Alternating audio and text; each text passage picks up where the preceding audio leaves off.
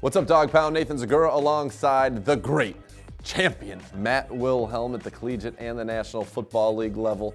Something not too many people can claim, but this man can. Here to give you a game preview for the Browns and the Steelers. 2-7 Browns, 5-4 Steelers at Heinz Field. And before we really even get into the preview, this is a game with some intrigue. We don't know who's starting at quarterback for either team. It is. It's again, probably the first of its kind throughout the NFL. And is it going to be Johnny Manziel or Josh McCown? That we don't know. And Mike Pettin in his press conference kind of is going to keep that to himself.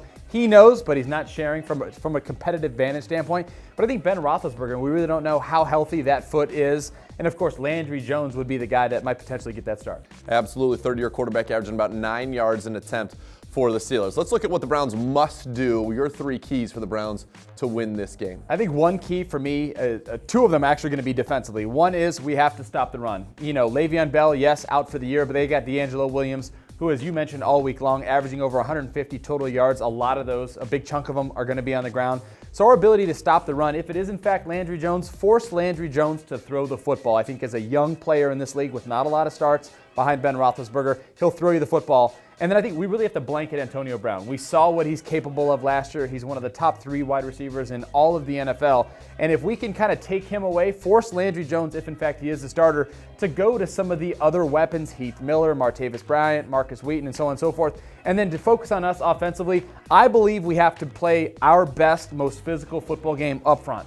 It's all in the offensive line. That means our ability to run the football and our ability to protect whoever it is playing the quarterback position for the Browns. Absolutely, and I think another key will be to win the turnover battle. The Steelers 0-3 on the season when they've lost the turnover battle, so that's something the Browns are going to have to do. But you talked about stopping D'Angelo Williams, ran for 170 yards last week, 220 total yards. You talked about stopping Antonio Brown. He's coming off a game where he had 306 total yards of offense himself, 284 receiving. That is a very, very tall task. We know the Browns have had their issues stopping the run all season long. If you look at it from a Browns standpoint, how much do things change if it is Johnny versus Josh or vice versa? Well, in the big picture, and I think from an NFL standpoint, you hope it doesn't change that much. Even though we know the skill set of these two players are slightly different, their experience is significantly different. But I thought last week, if you go back and watch the film against the Bengals, John DeFilippo did a great job of dialing up some very easy throws early in that Cincinnati Bengals game to develop some confidence for Johnny Manziel.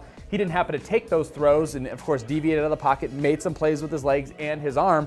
But I think you hope it would look the same, because that's the point you get in the season, especially at this point in the season. Your identity is known, and I think the standard that we have to create, regardless of the quarterback, is running the football, taking that pressure off of Josh McCown having to drop back 30, 40 times in a football game. And of course, I think because of an immaturity standpoint, we don't want that for Johnny Manziel either. Absolutely not. The Browns are going to have to come out, as you said, control the line of scrimmage, something that will be very difficult against the Steelers team that's been very good up front offensively and then led by Cam Hayward on that defensive line. When you look at the Steelers schedule, it's kind of a playoff game for them. This is one they feel like is a must-win if they want to make the push to the playoffs, get to 6-4 before their bye week. And for the Browns, a great opportunity to get a little momentum headed into their bye week and play the role of spoiler against the Pittsburgh Steelers, their rival. That'll do it for Matt Wilhelm. I am Nathan Zegura, saying keep it tuned to ClevelandBrowns.com and the Browns mobile app for the latest on your Browns.